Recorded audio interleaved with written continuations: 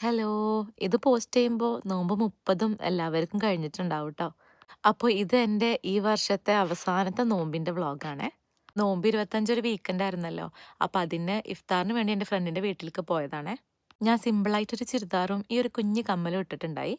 ഈ കമ്മല് ഞാൻ ഷീനിന്ന് വാങ്ങിച്ചാട്ടോ. ഷീനിന്ന് എനിക്ക് ഭയങ്കര അഫോർഡബിൾ റേഞ്ചിൽ നമ്മളെ ഈവൻ ഇന്ത്യൻ ഇയറിംഗ്സും കിട്ടുന്നതായിട്ട് ഫീൽ ചെയ്തിട്ടുണ്ട്. അങ്ങനെ ഞാൻ വാങ്ങിച്ചത് ഒരു സെറ്റാണ് ട്ടോ ഇത്. ഇതേ ദിവസം തന്നെയാട്ടോ ഞാൻ ഈദ് ഷോപ്പിങ്ങിനും പോയത്. അതിന്റെ വ്ളോഗ് ഞാൻ വേറെ ആയിട്ട് ഇട്ടിട്ടുണ്ടായി എന്റെ പേജിൽ. കേറി നോക്കാൻ മറക്കല്ലേ. അവിടെ പോവാനുള്ളതായതുകൊണ്ട് ഞങ്ങൾ കുറച്ച് നേരത്തെ തന്നെ ഇറങ്ങിട്ടോ. കൂടി അവിടെ ഒത്തിരി നേരമൊന്നും സ്പെൻഡ് ചെയ്തില്ല. പെട്ടെന്ന് തന്നെ ഇറങ്ങുകയും ചെയ്ത്. ഇതിന് വാങ്ങിയത് ഒരു പാകിസ്ഥാനി സ്യൂട്ടാണെന്ന് ആ വ്ളോഗിൽ പറഞ്ഞിട്ടുണ്ടായി. ഞാൻ ഇന്ന് ഇട്ടിക്കണ ചുരിദാറും ഒരു പാകിസ്ഥാനി ബ്രാൻഡിന്റെ ആണ് കേട്ടോ.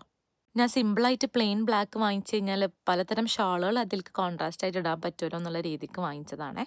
അങ്ങനെ കുഞ്ഞ് പർച്ചേസും കഴിഞ്ഞ് ഞങ്ങൾ ഫ്രണ്ടിന്റെ വീട്ടിലേക്ക് ഇറങ്ങിയപ്പോൾ തന്നെ നോമ്പ് തുറക്കാനുള്ള സമയമായിട്ടുണ്ട്.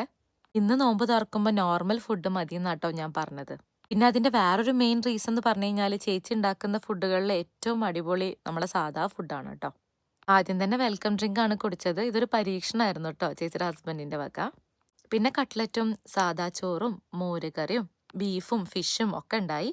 പിന്നെ എനിക്ക് സ്പെഷ്യലായിട്ട് ചേച്ചി ഇതേ തിരാമിസു കേക്കും ഉണ്ടാക്കിയിട്ടുണ്ടായി.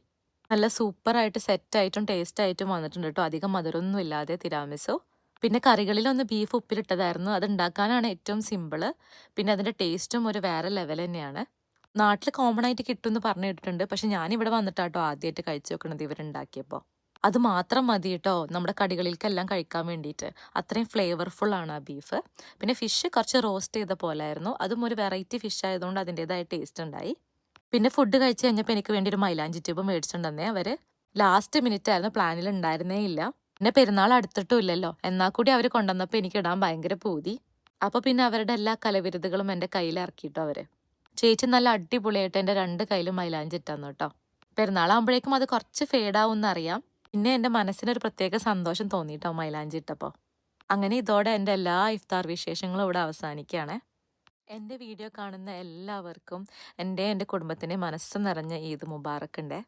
ഈ ലോകത്ത് എല്ലാവർക്കും സന്തോഷം സമാധാനമായിട്ടുള്ള ഒരു പെരുന്നാൾ ഉണ്ടാവട്ടെ എന്ന് ഞാൻ ആഗ്രഹിക്കുകയാണ്. ഇനി ഈദിൻ്റെ വിശേഷങ്ങളായിട്ട് ഞാൻ അടുത്ത വ്ളോഗിൽ വരാം. അപ്പോൾ ബൈ.